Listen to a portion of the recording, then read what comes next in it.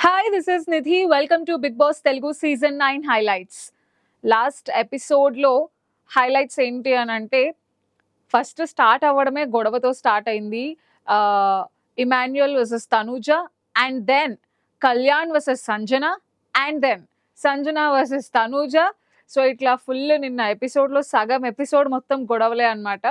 So, first episode started with this Emmanuel and Tanuja's fight. So, Tanuja point ఏంటి అనంటే, నీకంత nominate జేయాలని అసలు అంత పాయింట్ ఏంటి నాకర్థం గావట్లేదు. ఎందుకు అంత స్ట్రాంగ్‌గా అనుకుంటున్నాడు నన్ను nominate జేయాలని.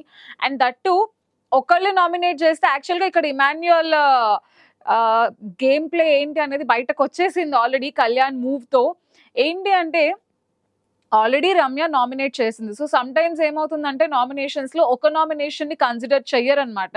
So, 2 or more nominations ఉంటేనే వాళ్ళు నామినేషన్స్‌లో ఉంటారు. సో, రమ్య నామినేట్ చేసేసింది. అండ్ కళ్యాణ్ గూడా నేను తనూజని నామినేట్ చేస్తానని చెప్తేనే ఇమాన్యుయల్ ఇచ్చాడు. బట్ లాస్ట్‌కి తనూజని నామినేట్ చెయ్యకపోవడం వల్ల ఇమాన్యుయల్ లేదు తనూజ నామినేషన్‌లో ఉండడం మిస్ అయ్యింది అనే ఒక ఫీల్‌లో ఉన్నాడనమాట. సో, అంత స్ట్రాంగ్ పాయింట్స్ ఉన్నాయి అది ఇది అని అక్కడ వాళ్ళిద్దరి మధ్యలో ఆర్గ్యుమెంట్ జరిగింది. ఒకళ్ళనొకళ్ళు విపరీతంగా అరుచుకున్నారు. నాకెందుకో అనిపిస్తుంది ఇమాన్యుయల్ లైక్ హైపర్ ఆది ఎప్పుడైతే వచ్చి లేడీ విన్నర్ అవ్వడానికి కూడా ఛాన్సెస్ ఉన్నాయి. మీలో ఫైర్ ఉంది. గేమ్ బా ఆడుతున్నారని ఎప్పుడైతే చెప్పారో అప్పటి నుండి ఇమాన్యుయల్‌కి కొంచెం ఏమైనా భయమేస్తుందా? లైక్ కాంపిటీషన్ ఫీల్ అవుతున్నాడా? ఎలా అయినా తన స్ట్రాటజీస్ వర్కౌట్ చేసి ఏదో ఒకటి ట్రై చేద్దామా అని ఫీల్ అవుతున్నట్టు నాకనిపిస్తుంది. ఈవెన్ కళ్యాణ్‌తో గూడా నువ్వు రమ్య చెప్తే ఒకలా ఉంటుంది. నువ్వు చెప్పాలి నామినేషన్ పాయింట్స్. నువ్వు చెప్తే వేరేలా ఉంటుంది. ఎందుకు అని అనిపిస్తుంది అంటే కావాలని తనుజని ఇలా చేయాలి, అలా పోర్ట్రే చేయాలి. ఇలా ఎక్కువ ప్లాన్స్ చేస్తున్నట్టు అండ్ ఈవెన్ వాళ్ళ కాన్వర్సేషన్‌లో కూడా తనుజ జస్ట్ జరిగింది చెప్పింది అంతే. బట్ ఇమాన్యుయల్ వర్డ్స్ ఎలా ఉన్నాయంటే ఇలాంటి మనిషినా నేను ఇలాంటి మనిషినా నేను సపోర్ట్ చేసింది. ఇలాంటి మనిషిగా నేను స్టాండ్ తీసుకుందని ఏదో పెద్ద తప్పులు చేసేసినట్టు తనుజ పెద్ద పెద్ద స్టేట్మెంట్స్ యూజ్ చేసి సినారియో అంతా చూస్తే ఏంటి అనంటే ఒక ఇంపాక్ట్ క్రియేట్ చేయడానికి ట్రై చేస్తున్నాడు. సో, తనుజ ఇమాన్యుయలే మంచివాడు. ఇమాన్యుయలే స్ట్రాంగ్ లేదనంటే ఇమాన్యుయల్ చాలా జెన్యూన్. తనుజ ఫేక్ మోసం చేస్తుంది. ఇలాంటి ఇంపాక్ట్ ఒకటి క్రియేట్ చేయాలని చూస్తున్నట్టు అనిపిస్తుంది. So, that's about Tanuja's and Emmanuel's fight. And ఒకళ్ళనొకళ్ళు మాట్లాడుకున్నారు, అరుచుకున్నారు. ఈ డిస్కషన్ అంతా అయింది. అండ్ తర్వాత ఈవెన్ మళ్ళీ వచ్చి "అరే! నువ్వేసే నామినేషన్స్ వల్ల నువ్వు చాలా బ్యాడ్ అయిపోతావురా! నీ మీద ఇంప్రెషన్ పోతుందిరా" అని మళ్ళీ కళ్యాణ్‌కి చెప్పడం ఒకటి. అసలు జనాలకి లేనిపోని ఐడియాలు ఈయనే ఇస్తున్నారా అని నాకనిపిస్తుంది ఇలాంటి మాటలతో. సో, బిగ్ బాస్ హౌస్‌లో నామినేషన్స్‌కి ఇచ్చే పాయింట్స్‌కి, ఆడియన్స్ ఫీలింగ్స్‌కి అసలు సంబంధమే ఉండదు. వాళ్ళ గేమ్ ప్లే ఏంటి అవే చూస్తారు. అండ్ అదొక్క పాయింట్‌ని బట్టి డిసైడ్ చేయరనమాట. So, that's what. అలా ఆ రోజు ఆ గొడవ జరిగింది. And next day morning Sanjana versus Kalyan ఒక పెద్ద ఫైట్ జరిగిందనమాట. What I feel my personal thing ఏంటి అంటే ఆ కాన్వర్సేషన్‌లో కళ్యాణ్ కరెక్ట్ అని నాకనిపించింది. ఈ సంజన ఏంటి అంటే టూ మచ్ అసలు నామినేషన్ తీసుకోలేదా ఏంటి అన్న ఒక పాయింట్ నాకనిపించింది ఆవిడ మాటల్లో. తనుజ నిఖిల్ వెనకాల పడుతూ ఉంది. నువ్వు ఒంటరైపోయావు. అందుకే నన్ను నామినేట్ చేసావు. తర్వాత మాట్లాడుతున్నావు. ఏవేవో మాటలు. ఆ సంజనకి మరి ఎందుకు అంత ఇన్‌సెక్యూర్ ఫీలింగ్ నాకు తెలీదు.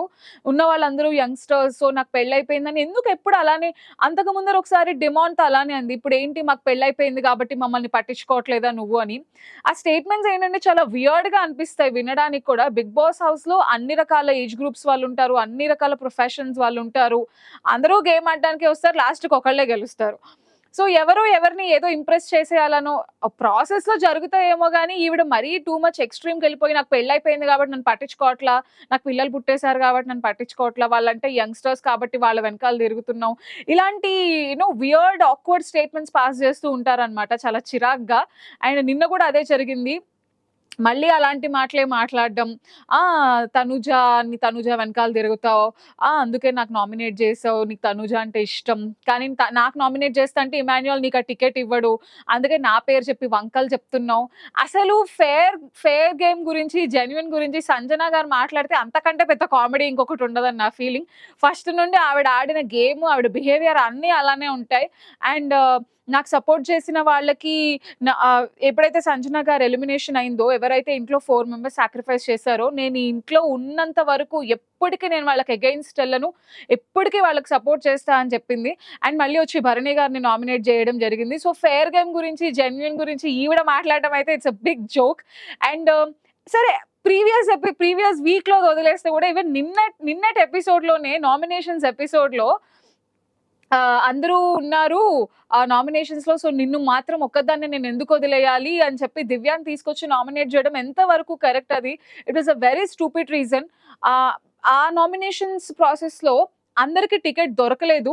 సో, నీకు దొరికింది అనంటే ఒక స్ట్రాంగ్ పాయింట్ చెప్పి, ఒక వాలిడ్ పాయింట్ చెప్పి నామినేట్ చేయాలి. ఆ నామినేషన్ ప్రాసెస్‌కి ఒక విలువ అనేది ఉంటే బావుంటది. Just because some against feeling ఏదో ఉంటది. ఓకే. అందరూ ఉంది ఈవిడ లేదు కదా! ఈవిడనేసేద్దాం నామినేషన్స్‌లో. సో, అలాంటి ఒక మైండ్ సెట్‌తో దివ్యాని తీసుకొచ్చి నామినేట్ చేయడం మరి అది అంతవరకు కరెక్టో సంజన గారికే తెలియాలి. సో, బేసిక్‌గా ఏంటంటే ఈ బిగ్ బాస్ హౌస్‌లో ఇవాళ చెప్పే స్టేట్మెంట్ రేపటికుండదు. రేపు చెప్పేది ఎల్లుండికుండదు. ఇట్లా మార్చేస్తారనమాట మాటలన్నీ. అండ్ అలాంటి వాటిలో సంజన ఫస్ట్ ఉంటారు. సో, నిన్న దాంట్లో కూడా టూ మచ్ ఎక్స్‌ట్రీమ్‌గా ప్రొఫెషన్‌గా మాట్లాడడం, పర్సనల్ లైఫ్‌లో మాట్లాడడం. తనుజ ఇప్పుడు నిఖిల్ వెనకాల పడుతుంది. సో, కళ్యాణ్‌కి ఇదైపోయి నన్ను నామినేట్ చేస్తున్నాడు. ఏంటంటే టూ మచ్ అనవసరమైన స్టేట్మెంట్స్ అన్నమాట. ఒక క్యారెక్టర్ పోర్ట్రే చేసే విధంగా మాట్లాడడం అనేది it's not at all correct.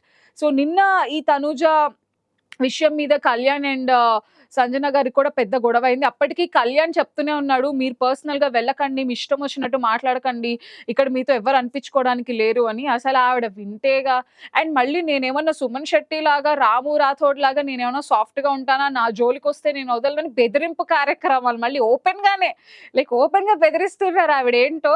So, ఆ కాన్వర్సేషన్ అనకూడదు. ఆ ఆర్గ్యుమెంట్, ఆ పెద్ద ఫైట్‌లో what I felt was Kalyan నాకు కరెక్ట్ అని అనిపించాడు. ఎందుకంటే ఆవిడెప్పుడు అలానే మాట్లాడుతూ ఉంటారు.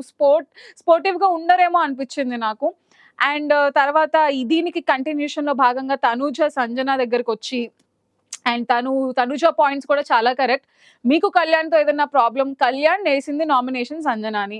సో, కళ్యాణ్ అండ్ సంజన చూసుకోవాల్సింది మధ్యలో తనుజ ఎందుకొచ్చింది? నా నేమ్ ఎందుకు తీసుకొస్తున్నారు? మీకు సంబంధం లేని విషయాల్లో మీరు ఎందుకు ఇన్వాల్వ్ అవుతున్నారు? నాకు సంబంధం లేని మ్యాటర్స్‌లో నా నేమ్ తీసుకొచ్చి ఎందుకు మాట్లాడుతున్నారని వాళ్ళిద్దరి మధ్యలో ఒక పెద్ద కాన్వర్సేషన్ జరిగింది.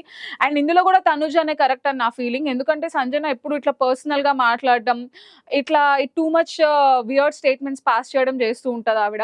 అండ్ నిన్న తనుజకి, సంజనకి జరిగిన దాంట్లో కూడా అంతే. So, Tanuja was clear on her point.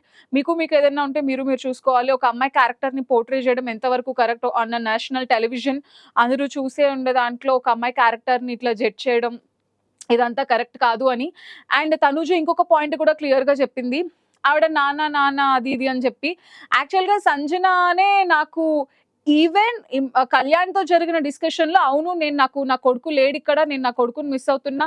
ఇమాన్యుయలే నా కొడుకుని చూసుకుంటున్నా. నేను 6థ్ వీక్ వరకు ఉన్నానంటే దానికి కారణం ఇమాన్యుయల్. నేను నవ్వుతున్నానంటే దానికి కారణం ఇమాన్యుయల్. అంత పొగిడేసి అంత లేపేసింది ఇమాన్యుయల్‌ని.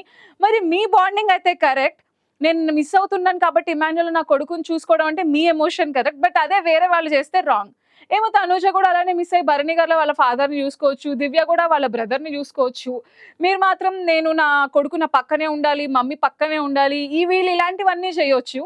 అండ్ వేరే వాళ్ళు చేస్తే దాన్ని పాయింట్ ఔట్ చేసి, పోక్ చేసి, నామినేట్ చేసి వాళ్ళేదో పెద్ద తప్పు చేస్తున్నట్టు లెవెల్ ఆఫ్ క్రియేషన్ చేసి, ఫుల్ రచ్చ చేసి లాస్ట్‌కి భరణి గారిని పాపం ఎలాగో పంపించేసారు బయటకి. అండ్ భరణి గారు బయటకెళ్ళడంలో నాకనిపించింది ఇమాన్యుయల్ కూడా వన్ ఆఫ్ ద రీజన్స్ అనిపించింది. సమ్‌వేర్ కాంపిటీషన్ అని ఫీల్ అయ్యుండొచ్చు. అందుకనే భరణి గారిని కూడా బయటకు పంపేయడానికి one of the reasons Emmanuel అని కూడా నేను అనుకుంటున్నా. అండ్ ఈ కాన్వర్సేషన్ మొత్తం కూడా చాలా ఇరిటేటింగ్‌గా అనిపించింది. అండ్ అవే స్టేట్మెంట్స్ మళ్ళీ నేనేమన్నా సుమన్ శెట్టినా, నేనేమన్నా రాము రాథోడ్‌నా, మీరు నా జోలికొస్తే నేను ఊరుకోను, నాకు సాఫ్ట్ కార్నర్ లేదు. అసలు ఎవరండి ఎళ్ళేది ఆవిడ జోలికి? ఆవిడే అందరి జోలికెళ్ళి గొడవలు పెట్టుకోవడానికి ట్రై చేస్తారు. కాంటెంట్ కోసం ట్రై చేస్తారు. అండ్ మళ్ళీ ఉల్టా వేరే వాళ్ళనంటారు. మీరు పొద్దున్నే గొడవ పెట్టుకోవాలని చూస్తారని. అసలు స్టార్ట్ చేసిందే ఆవిడ ఆ కాన్వర్సేషన్‌ని.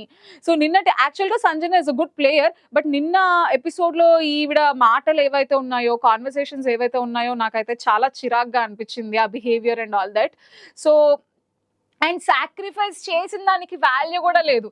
పాపం ఇప్పుడు సాక్రిఫైస్ చేసేటప్పుడు నువ్వు ఉండే హౌస్‌లో ఎంటైర్ సీజన్ నువ్వు కాఫీ తాగడానికి వీల్లేదు అని చెప్పారు. ఆ మాట తెలిసే తను కాఫీ సాక్రిఫైస్ చేసింది తనూజ. తర్వాత ఎవరో ఒకళ్ళొచ్చి ఏదో ఒక 2 రోజులు కాఫీ ఇస్తారని తనకేమైనా ముందరే తెలుసా? తెలియదు కదా! బట్ దానికి కూడా వాల్యూ లేకుండా నువ్వేమి నా కోసం కాఫీ తాగకుండా లేవు, 2 రోజులు పంపిస్తే తాగేసావు కదా! వాళ్ళిచ్చారు కాబట్టి తాగింది. తనంతట తను అడిగిందా? ఆర్ తనకి ముందే తెలుసా? సో, ఇచ్చిన దానికి, సాక్రిఫైస్ చేసిన దానికి కూడా వాల్యూ లేదు సంజనాకి అని అనిపించింది. అండ్ ఈ గొడవలన్నీ అయిన తర్వాత ఫైనలీ ఇంట్రెస్టింగ్ పార్ట్ ఏదైనా జరిగింది అంటే క్యాప్టెన్సీ కంటెండర్స్ టాస్క్ ఇచ్చారనమాట. That is wanted Peta. And యూజువల్‌గా ఎప్పుడు ప్రతి సీజన్‌లో ఉండే టాస్క్ లాంటిదే ప్రతి సీజన్‌లో బీబీ హోటల్ అనే ఒక టాస్క్ పెడతారు. సో, ఇంచుమించుగా అలాంటిదే 2 టీమ్స్ ఉంటాయి. అండ్ లాస్ట్‌కి ఎవరి దగ్గర అయితే డబ్బులెక్కువ ఉంటాయో వాళ్ళు క్యాప్టెన్సీ కంటెండర్స్ అవుతారు. సో, గ్రూప్‌లో ఉన్న మెంబర్స్ గూడా. ఈ వాంటెడ్ పేటలో ఉన్న ఇద్దరు రౌడీలు ఎవరు అనంటే ఒకళ్ళు సంజన సైలెన్సర్, 2 మాస్ మాధురి అనమాట. సో, వీళ్ళిద్దరూ గ్యాంగ్ లీడర్స్. ఏ గ్యాంగ్‌లో అయితే ఎక్కువ మెంబర్స్ ఉంటారో, ఏ గ్యాంగ్‌లో అయితే ఎక్కువ మనీ ఉంటుందో లాస్ట్‌కి వాళ్ళు క్యాప్టెన్సీ కంటెండర్స్ అవుతారనమాట. సో, కంటెండర్స్ టాస్క్ జరుగుతుంది. అండ్ వాళ్ళందరూ చక్కగా టాస్క్‌కి తగ్గట్టు రౌడీల్లాగా రెడీ అవ్వడం, దొంగల్లాగా రెడీ అవ్వటం అండ్ ఒక్కొక్క పేర్లు పెట్టుకొని మేనరిజమ్స్ చేయడం. సో, సమ్‌వాట్ టాస్క్ ఇంట్రెస్టింగ్‌గానే జరుగుతోంది. అండ్ ఫైనల్‌గా గ్రూప్స్ ఫార్మ్ అయిపోయారు. అండ్ ఇందులో ఉన్న గొడవలు చాలా అన్నట్టు బిగ్ బాస్ ట్విస్ట్ ఏం పెట్టారంటే ఎవరు ఉన్నదంతా దొంగలే. సో, నమ్మకం అనేది ఉండదు. ఎవరు ఎన్ని సార్లైనా గ్యాంగ్స్ చేంజ్ చేసుకోవచ్చు. వాళ్ళు ఎలా అయినా ట్రై చేసుకోవచ్చు. ఏమన్నా చేసుకోవచ్చు అని జెప్పారు. ఇంకేముంది సో, ఈ టీమ్‌లోకెళ్తానని జెప్తారు. ఆ టీమ్‌లో డబ్బులిస్తారంటే అటు షిఫ్ట్ అయిపోతారు. సో, వీటి వల్ల ఆబ్వియస్‌గా కొంచెం డిస్కషన్స్, హీటెడ్ ఆర్గ్యుమెంట్స్ వచ్చే స్కోప్ కూడా ఉంది. సో, ఈ టాస్క్ అంతా గూడా ఇలానే ఉండబోతుంది. ఇంట్రెస్టింగ్‌గానే ఉంటుంది డెఫినెట్‌గా. సో, ఈ క్యాప్టెన్సీ కంటెండర్స్ టాస్క్ జరిగింది. అండ్ డబ్బులు పంపించడం జరిగింది. సో, ఫస్ట్ టాస్క్ ఒక గోలీ సోడా టాస్క్ ఒకటిచ్చారనమాట. సమ్ బాటిల్స్ అన్నీ ఉంటాయి. ఎవరైతే ఆ గోలీ సోడాని బ్రేక్ చేసి లైక్ మొత్తం సోడాస్ అన్నీ తాగుతారో వాళ్ళు గెలిచినట్టు. సో, ఇద్దరు టీమ్స్ ఆడారు. అండ్ ఈ టీమ్‌లో మాధురి టీమ్ గెలిచారనమాట ఈ టాస్క్‌లో. ఆబ్వియస్‌గా సంజన వాళ్ళ టీమ్ ఓడిపోయింది. అండ్ బిగ్ బాస్ మీరు ఒకళ్ళని స్విమ్మింగ్ పూల్‌లో తోసేసి మీరు సెలబ్రేట్ చేసుకోవచ్చంటే సంజనానే తోసేసారు అందరూ కలిసి వెళ్లి. సో, బావుంది. ఫన్ జనరేట్ అయింది. టాస్క్ కూడా ఇంట్రెస్టింగ్‌గానే జరుగుతోంది. And that's all about last episode. So, ఇంకా క్యాప్టెన్సీ కంటెండర్స్ టాస్క్ ఎలా జరిగింది? ఎలాంటి హైలైట్స్ ఉన్నాయి? ఎవరు కంటెండర్స్ అయ్యారు? ఇలాంటి ఇంట్రెస్టింగ్ అప్డేట్స్ అన్నీ కూడా నేను మీతో షేర్ చేస్తాను. For more such interesting videos keep watching I news.